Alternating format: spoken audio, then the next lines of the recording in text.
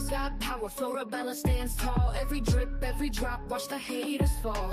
Channel sharp as thorns, ain't taking no mess. Scroll through her feet, feel that queen's finesse. Vines tangle tight, but Flora breaks free. Roots so deep, can't mess with her tree. From the mud she rises, roses from the dirt. Every comment section she lays down hurt. Flora's anthem, blooming under pressure. Resilient, resolving, no lesser. Florabella's reign strong and relentless. Beauty in battle, queen sure defenseless. From the garden green to the concrete wall, Florabella, unstoppable nature's child. Leaves whisper secrets, she's the loudest shout. From the channel buzzing, she never backs out. Seed of strength, through seasons she grows. In the face of doubt, her spirit glows. Cameras ain't a limit, she branches out. Thorns in her crown, she wears it no doubt. Flora's anthem, blooming under pressure. Resilient, resolving, no lesser. Florabella's reign strong and relentless. Beauty in battle, queen sure defenseless.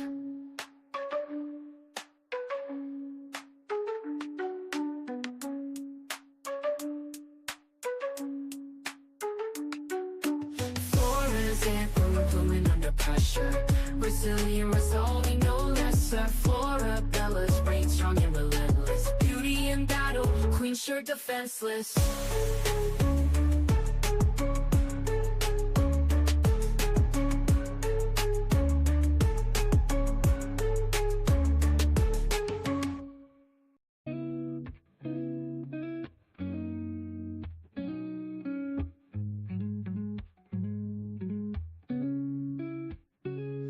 Florabella on my screen. Her smile, it shines so bright. She's a queen with every scene. In the morning or the night, recipes and good vibes flow. Every video a gem. Her confidence, it grows and grows. We're inspired like her friends. Unstoppable Flora, she's got that power. Spreading her aura, blossoming like a flower. Through the highs and all the lows, she remains so strong. Her spirit always glows. She's where we all belong. With every like and every share, we feel her energy. No storm too strong, she can't bear. She's setting us all free. Unstoppable Flora, she's got that power. Spreading her aura, blossoming like a flower. Recipes and good vibes flow. Every video a gem. Her confidence, it grows and grows. We're inspired like her friends. Unstoppable Flora, she's got that power. Spreading her aura, blossoming like a flower. Through the highs and all the lows, she remains so strong. Her spirit always glows. She's where we all belong.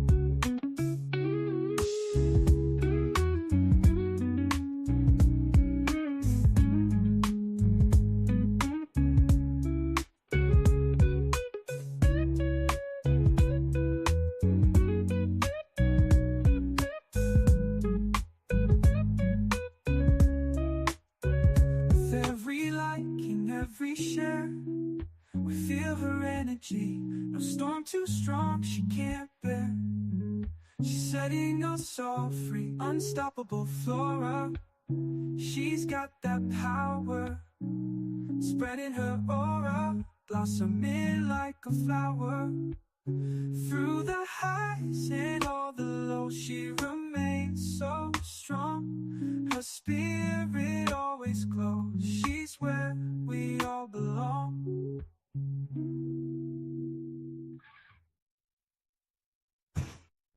Okay, everybody. Okay, hold on. Let me. Hello, everybody. Hello. Happy Sunday. Happy Sunday, everyone.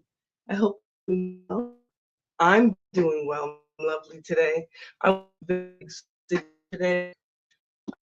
Play catch up, playing some streams and things. And because I have to step out again today for Christmas stuff, I figured I would come and give you guys the Brown University update kind of on its own, just to kind of finalize where they're at with the investigation. Obviously, you guys know within the last day or two, they were able to connect the active individual. He was found deceased in a storage locker. So let's get into that here. If you guys can do me a favor and hit the like button on your way in, share, subscribe, all that. I would greatly appreciate it from you. Hey, Young Riaz. Did I say hi to you already? I said hi to Joanne. We got Lewis's G in here. Wind chime. Hello, guys. Sorry, I was running up and down the stairs. I had to grab something, but let's get right into this because I told you all I would come back and circle back on what really happened. All right? Right now from CBS News, the suspect in the Brown University shootings and possibly the murder in Brookline has been found dead inside of that storage facility in Salem, New Hampshire, now confirmed by CBS News. That news that the suspect. So originally, this is all they had to go on, right? The last time we kind of came here and spoke about this case, all they had was this video. They were kind of passing it around. Then a couple of days had passed. We still didn't know who this deleter was, who this mass deleter was. He was still kind of roaming on the loose. And something else ended up happening as well, another deadly situation as well, which has to do with MIT professor. All right, so we're going to get into that. They're going to update us on everything that happened, but this is the moment that they figured out that he found some lock, and you know it was good to not good. It was they were pretty sure that he was the guy who deleted them. Now, one thing people have to remember is even though this guy is dead and they found him and connected him to the shooting, they still have to do the investigation and they still have to put the pieces together, regardless of the fact that he's deceased. So, Joanne said, I knew he'd be from the engineering department. Yeah, and it's like, but it's so messed up that it was like just random, you know, because it wasn't like he was going there for a particular professor, as far as we know, or anything like that. Oh, I'm in and out. I'm in and out, guys. Let me know. If I am, I'll do a quick refresh. Okay, give me a second.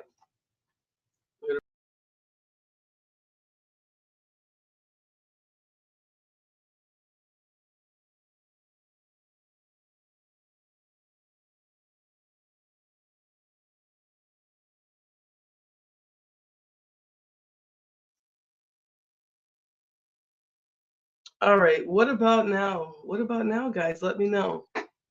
I just came in. From what I could see, it says that my audio's not having issues, but you guys let me know. You guys let me know. Sorry about that. Oh, better now. Okay, good, good, good. Glad to hear it. Thank you. Or was that before I went out? Let me know. I have a new camera. The audio is supposed to be much better. Okay, it's good now. So let's get back into the video. Let me share the screen.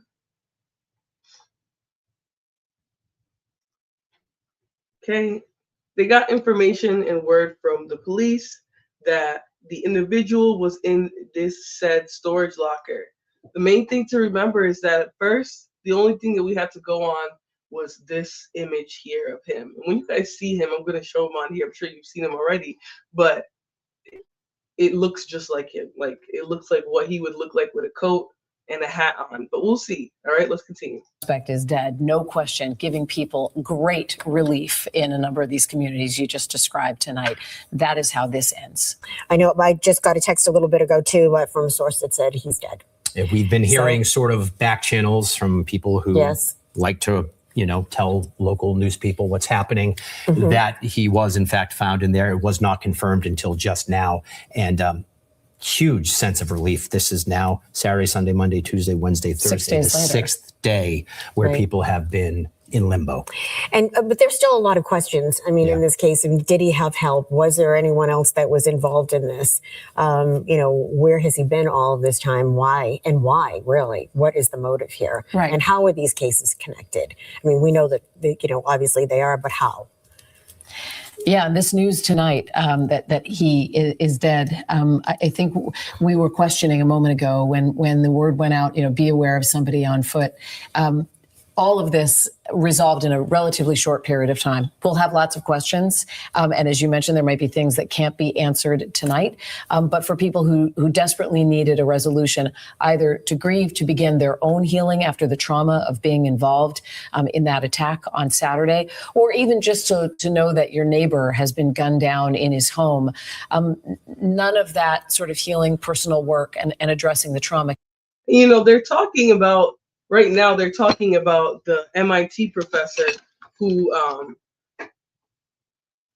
let me just see here. Sorry, guys. They're talking about the MIT professor who was deleted. So I thought this clip actually talked about both of them, but it looks like they didn't. But the MIT professor was also somebody who was gunned down by, this Massachusetts shooter here. All right, he was gunned down 5 days ago. So they talked about how Claudio, which is his name, Claudio something Valentes. They talked about how Claudio was able to go away from the Brown shooting and find this professor, this MIT professor guy that he had some sort of a connection or relationship with, delete him, and then still go 3 days missing. So yeah, when they say that they hope this provides some relief, yeah, a man was able to go to a university, shoot at some teenage people, leave that university, travel 45 minutes to an hour, hour and a half to a part of Massachusetts, where he then goes and murders another man. All right, that's a scary, scary thing to know for a small state like Rhode Island. Right, it's a scary, scary thing. People were on edge, and the police were not doing anything besides saying, "Oh, let us investigate, let us investigate." When in the end, the information was actually obtained from a homeless man. That's how they were able to connect this situation.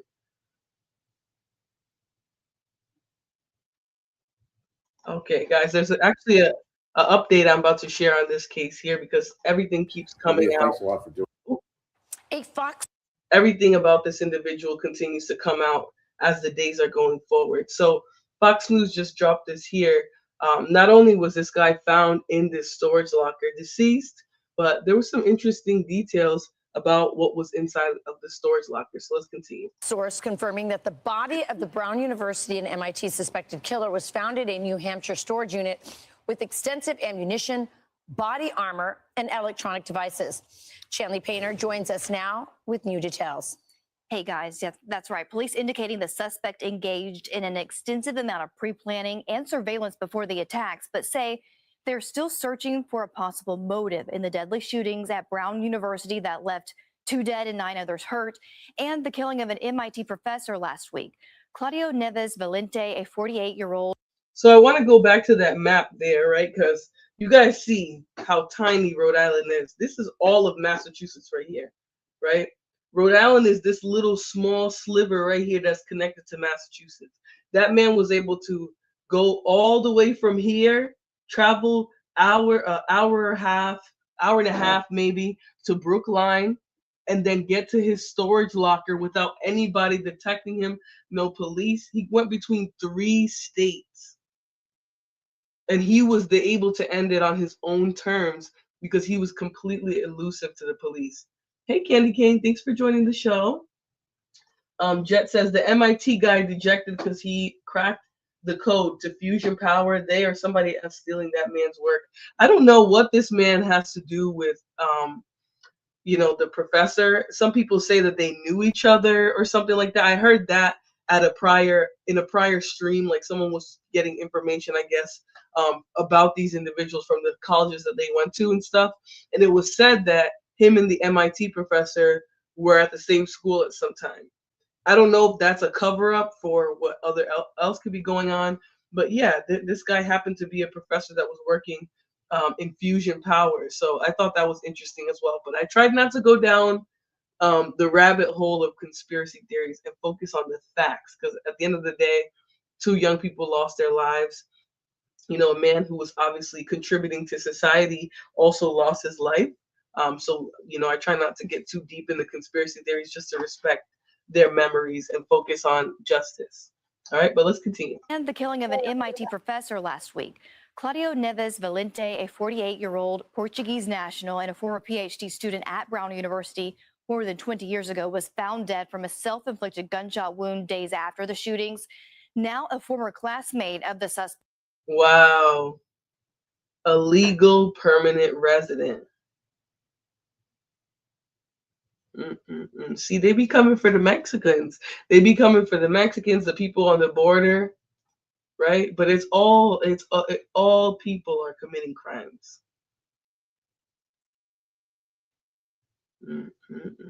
Attended the same university in Portugal as the MIT professor. So this is what people are saying they believe is the connection.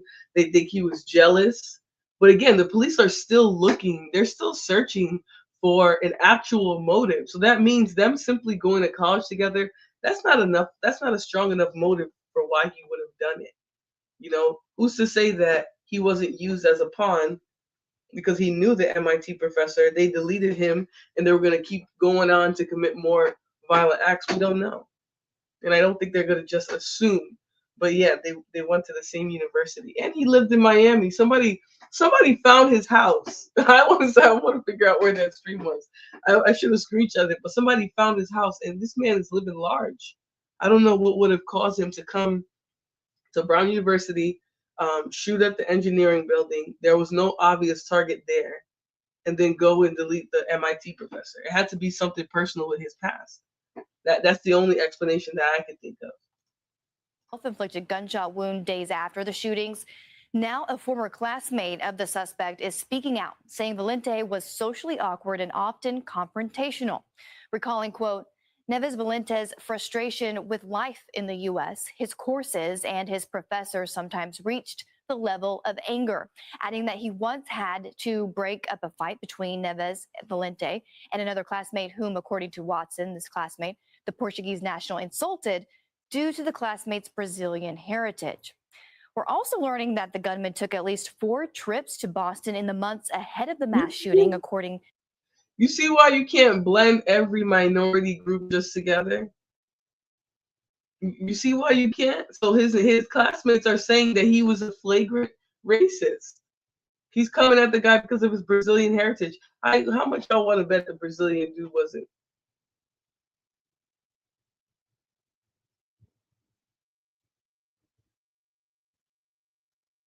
Besides what we're seeing, unless he left a manifesto, there's no motive here. I mean, just because they went to the same college doesn't mean that he actually wanted to delete him because of that, right?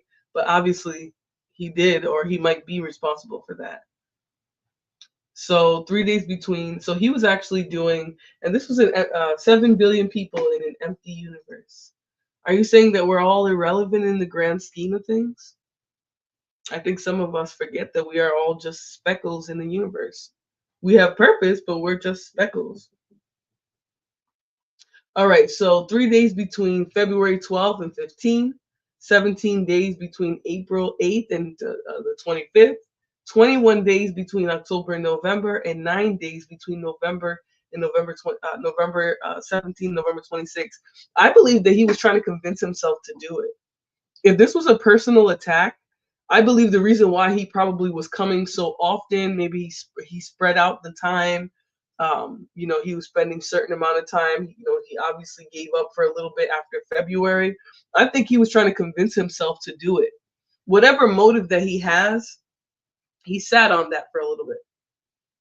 He wasn't comfortable right away just going and doing it. Because if you've been casing this place for a year and then you wait till the end of the year to do it, it's because you were trying to convince yourself not to do it. But unfortunately, that devil on his shoulder won. The bad guy won in his case.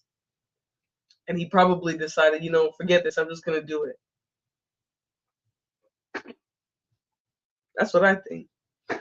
Palindromistic said he had a plan. I mean, you'd have to show me that though, because this pattern of surveillance, that doesn't give a plan. That gives, I'm gonna do it whenever like it strikes me to do so.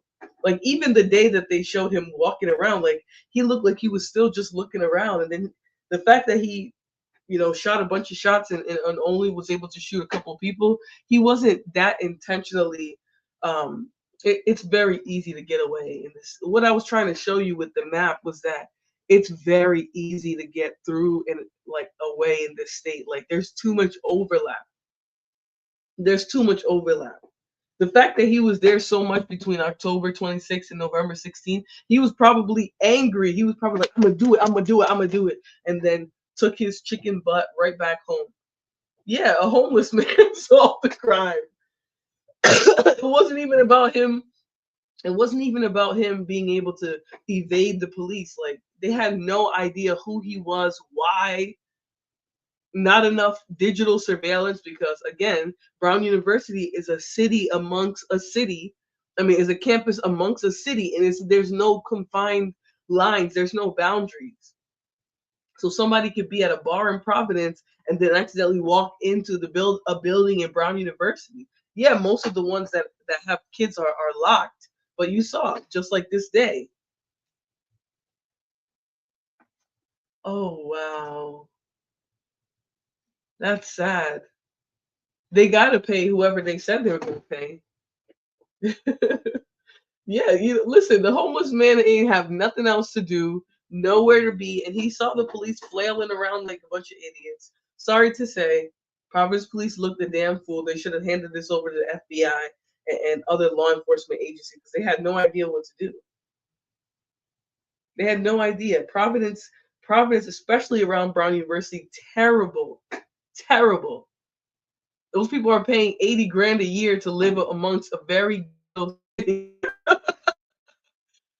Like, I don't care how many police officers there is so much overlap with the local city that anybody can just boom, boom, boom, and they're like right in your backyard. Like Brown needs to create a perimeter around their university. Like they can't just be over here roaming free. Look what happened. This psychopath was able to go in there and even okay, he was a terrorist. He was a much better shooter, and he had a much more lethal intention. Those people, there would have been so many students deceased. If you don't understand how many kids would have been dead today if he wanted to kill more, he could have. Yeah, they need a wall like this. It's ridiculous that you can just stroll on, take a wrong turn on Hope Street and be on Brown University. Like, you guys are paying 80 grand a year. You need to demand that your president and the security and whoever the hell else at Brown University keeps you guys safe. You better demand that they make that campus more safe. One thing I'll say about my university is that there are barriers. You can't even drive up in that campus without them knowing who you are and where your car is coming from. And that's something I'll be grateful for the rest of my life. I was never in danger when I was on the college campus, when I was at my school. You couldn't just roll up on my school. They have to change that because it's not cool. There could have been so many more people deceased if this guy had not been, first of all, old and fat, and really not trying. I believe this was an emotion-based crime. So if he really wasn't trying to like kill people like that, he was just mad. This could have got a lot worse. Homeless guy probably knew every faces in the area. The dude stand out. Exactly. The homeless guy probably was like, "Who is this man? What's he doing on my street? This is my corner." Right? This is my street to shake this can, because it's that small of a state. For me, that would be all the more reason. Yeah, it's near me too. It would be that's all the more reason to keep it safe and to set a perimeter. You guys are paying more than enough money for them to put cameras everywhere. Like, my university doesn't have nearly as much money as Brown University did, and you couldn't just walk on the campus. You couldn't just drive on the campus. Like, you were gonna stand out like a sore thumb. And I think this is a moment that Brown University can revisit their security measures. So All right, let's continue with the video. To sources to the New York Post, each visit was longer than the last as he researched and planned the attacks allegedly. His first trip happening last February, and then again in April, and then October and November. And as for the homeless hero who cracked the case for police, he's reportedly being taken care of by federal officials, staying in a hotel, being fed. That's according to sources to the New York Post as well. Okay. And as far as the surviving victims of the shooting at Brown, at least 6 as of last night remain hospitalized and 3 have been discharged so far. Guys, back to you. All right, Shaylee, thank you very much. All right, this comes as American universities are under scrutiny about their security as the year caps off a very violent one on campuses across the country. So are these elite universities prepared for targeted violence? One thing I'll tell you guys, all these schools here probably have something in common with Brown University: a lack of barriers and poor security, right? They have to look into that. Universities that cost a fraction of half of these schools should not be safer than these. Like, this is not the time to be this is not the time to be whatever you want to call yourself. Oh, we're not afraid. There's nothing to be afraid of. We don't need extra security. That's not the time. We used to not need security at all. We're not in that time anymore. I know all of you who are at colleges right now, you guys remember having active shooter drills at school. If you remember that, then you should be holding your college campuses accountable. There is no reason why somebody should just be able to walk on your campus and start shooting at y'all. That's a problem. That's a problem. We've already moved past the time of needing security. We've moved past the time we need it. We need it bad. And I think this is just another example of the lack of security that we have. All right, so I'm going to move on to a different video real quick. We're going to talk a little bit about the MIT professor, because I think this video focused more on the Brown University shooting. But let's talk a little bit about Professor Nuno Loureiro. Okay, he was a fusion power engineering professor, something like that. He was doing really good at MIT. Brookline, an MIT professor shot and killed at his home on Gibb Street. Hello, and thank you for joining us on CBS News Boston. I'm Cheryl Fiandaca. 47-year-old Nuno Loureiro was a nuclear scientist and engineering professor. He was shot several times in the foyer of his Brookline home. Let's get out to WBZ's Penny Commit live in Brookline right now with the latest on this breaking story. Penny? Well, Cheryl, just less than an hour ago, I spoke with the Brookline Police Department, and they tell us no one is in custody. So this shooter, it seems likely, is still out there. Neighbors, understandably, very shaken up by this. They tell us that the 47-year-old MIT professor lived in this building right here. He lived on the first floor, they tell us, in that corner apartment building. Here's what else they had to say.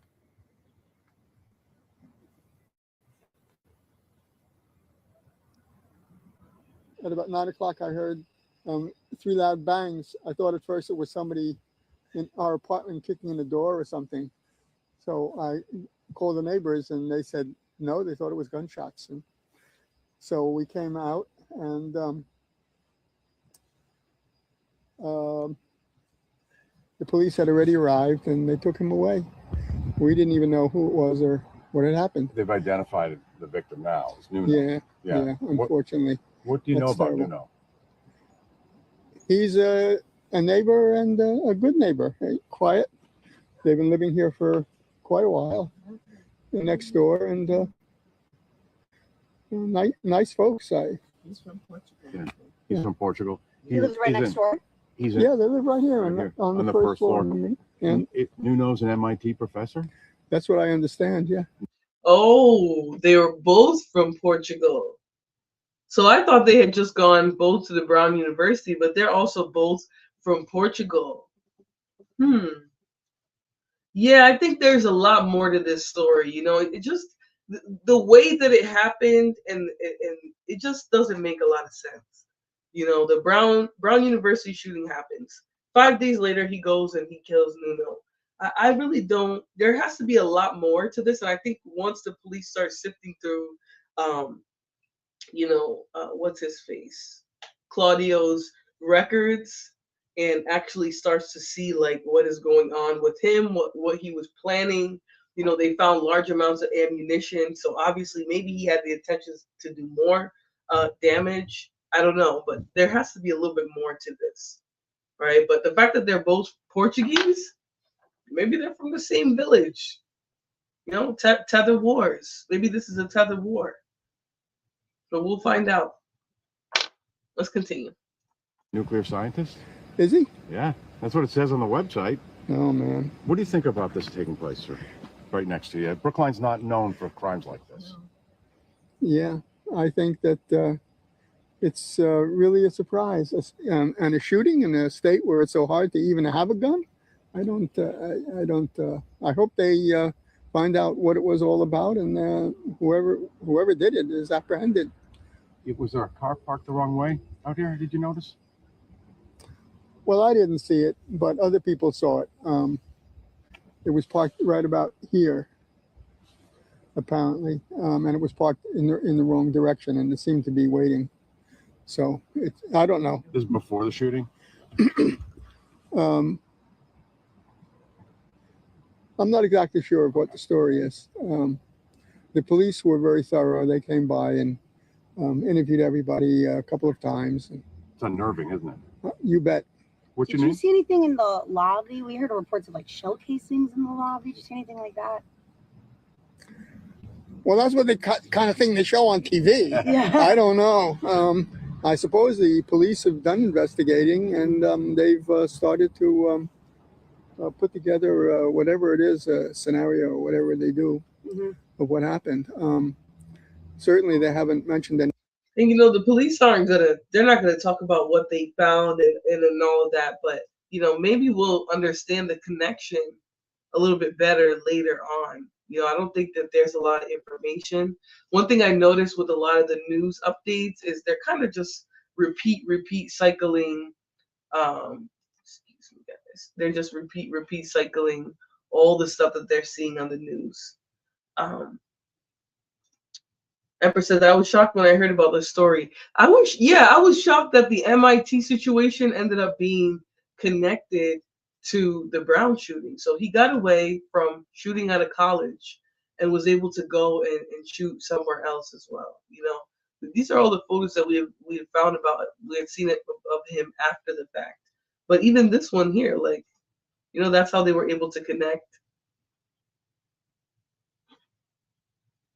him and his hairline to the surveillance footage. You got the same coat on. Pretty solid, pretty damning evidence. There's not a lot of refuting, you know, what we're seeing here. You know, he's a perfect match. And then the homeless man who started following him, God bless his soul. He's in a hotel. What y'all need to do is give him some money so that he can get him a house. That's what y'all need to do, is help him get a first-time home buyer loan and get off the streets, since he was able to do what the Providence police were not able to do themselves. Okay, that's what they need to do for this homeless man who was able to actually follow him and figure out who he was and get the police the information they needed. Look at himself. Somebody found his house. I want to see if there was a screenshot.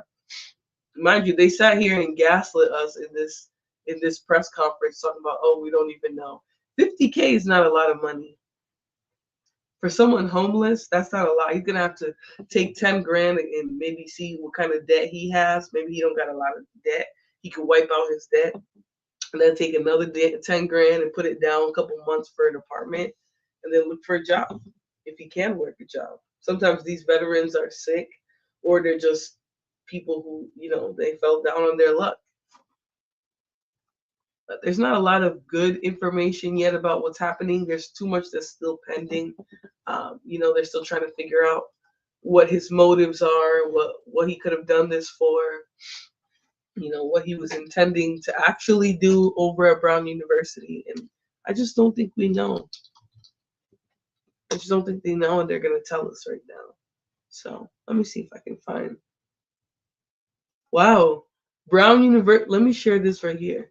So Brown University suspect died 2 days before his body was found, autopsy finds.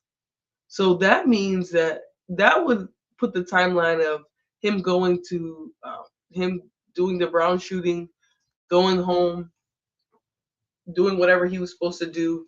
I think the reward amount was like 60 something K. I have no doubt that the MIT guy found a way to make fossil fuels obsolete. Probably.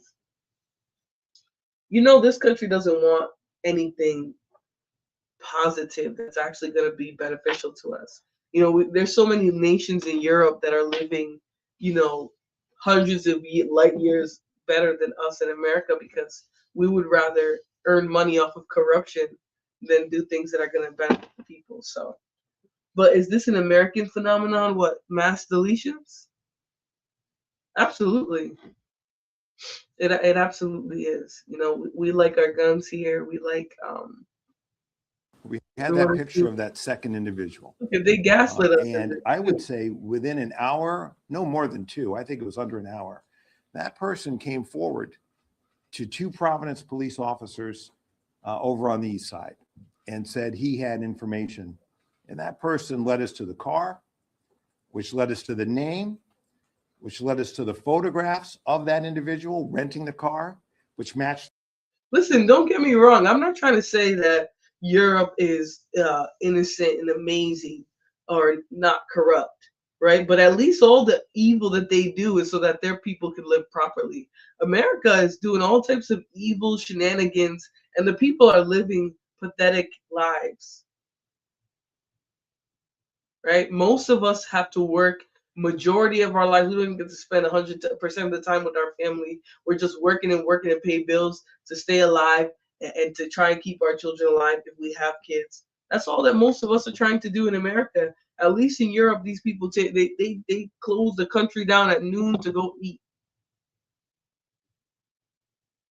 If we're gonna be corrupt as a nation, at least let's bring something good back to the nation. They're doing all this corrupt shit, and the people here ain't even eating properly. You can't even show us a video of African babies with flies that'll get us to donate money because we don't have none.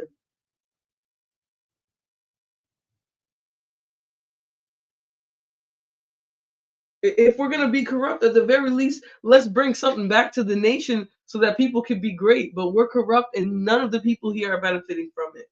So you guys can say whatever you want about Europe, but at least their corruption leads to them having land, education, great health care, access to food. We have nothing here. We don't even have farms anymore.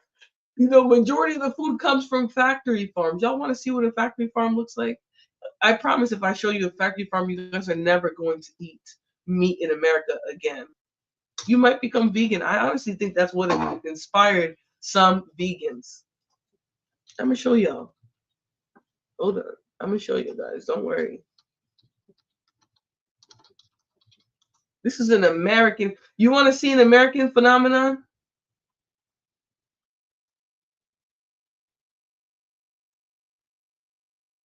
Hold on. I'm gonna show you guys an American phenomenon.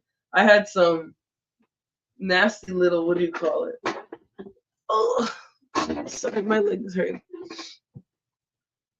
I had a video of birds.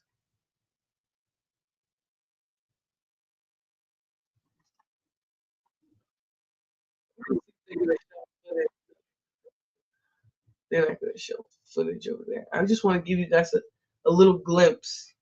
Yeah, oh, here we go. Sucking up the chickens uncontrollably. But why? The chickens, caught in the blink of an eye, look confused as they quietly move along the escalator. This is a machine called a chicken cat harvester, which simply grabs the chickens and moves them. It was invented because it's impossible to move chickens one by hand in large commercial poultry farms. Can you imagine catching them all by hand? The rapidly rotating gears are sucking up the chickens uncontrollably. But why? The chickens, caught in the blink of an eye, look confused. And I mean, they make it sound cool, right? But chickens aren't supposed to be living like that. You know, the country that my parents are from, they have something called Galinha de Angola, right? These are strong, powerful, tender, delicious chickens. Our chickens here, look at them. This is how they live. And then what do?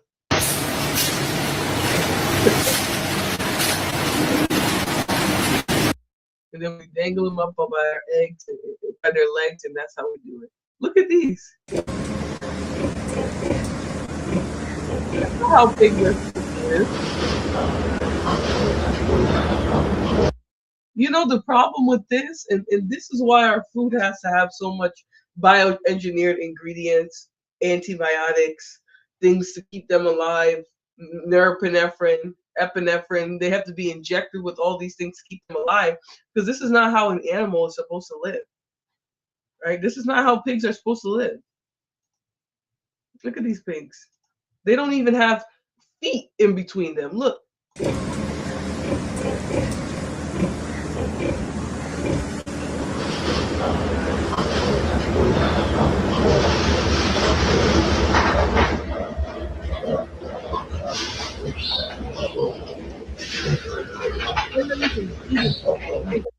They're not even breathing fresh air.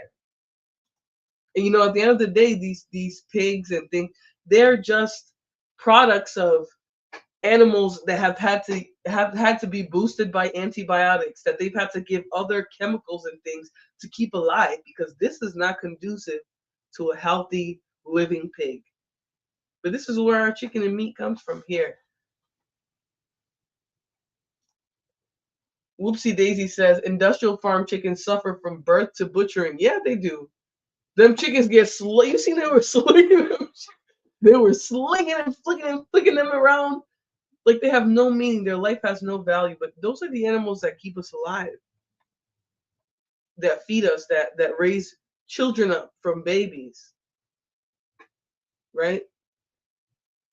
So y'all can hate on Europe as much as you want, but at least their corruption leads to a better place. Look at Germany. Look at the technology in Germany, the healthcare in Germany. Their corruption leads to people living much longer, healthier lives. Things that kill people here in America. Look at this. I don't even want to show y'all. Look at this. Just for you to pay $2.90. Just for you to pay $2.99 for a pack of chicken. This is what they do to them. Australians eat more chicken than beef and pork combined. Add to this our huge appetite for eggs, and that's a lot of chickens being raised for food around the country. And eventually, all of them need to be killed. In Australia, around 500,000 chickens are slaughtered every day. That requires dozens of slaughterhouses, each killing thousands of chickens every hour. Australia's largest chicken slaughterhouse alone kills 2 million chickens a week. So how does the chicken industry handle? Look at them chickens. Does that look like a chicken you want to? I'm not even trying to be funny here, but look at the chicken. The chicken is about to pass out in there. That chicken can't even breathe. How do you guys think they're keeping these chickens alive? If that one chicken is over there struggling to stay alive.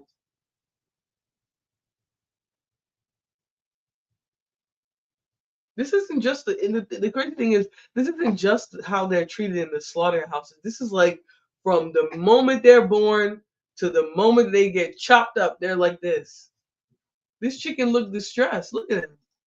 The enormous task of killing such a large number of animals.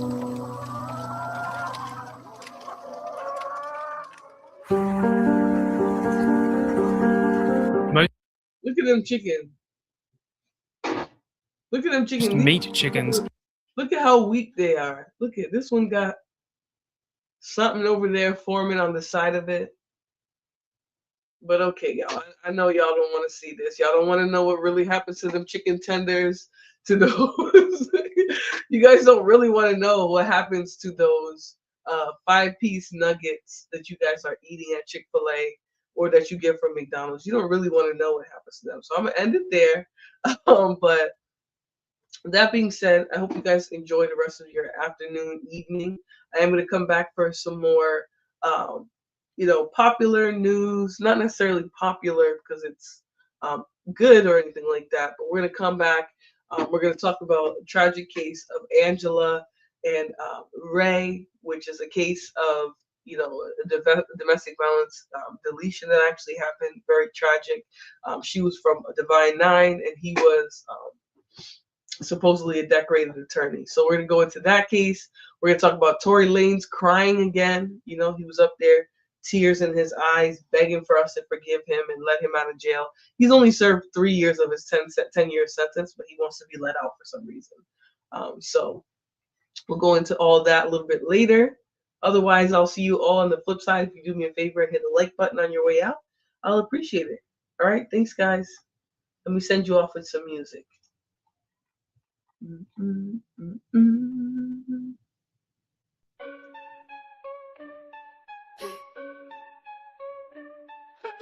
Metal's got power, Florabella stands tall. Every drip, every drop, watch the haters fall. Channel sharp as thorns, ain't taking no mess. Scroll through her feet, feel that queen's finesse. Vines tangle tight, but Flora breaks free. Roots so deep, can't mess with her tree. From the mud she rises, roses from the dirt. Every comment section she lays down hurt. Flora's anthem, blooming under pressure. Resilient, resolving, no lesser. Florabella's reign strong and relentless. Beauty in battle, queen sure defenseless. From the garden green to the concrete wall, Florabella, unstoppable nature's child. Leaves whisper secrets, she's the loudest shout. From the channel buzzing, she never backs out. Seed of strength, through seasons she grows. In the face of doubt, her spirit glows. Cameras ain't a limit, she branches out. Thorns in her crown, she wears it no doubt. Flora's anthem, blooming under pressure. Resilient, resolving, no lesser. Florabella's reign strong and relentless. Beauty in battle, queen sure defenseless.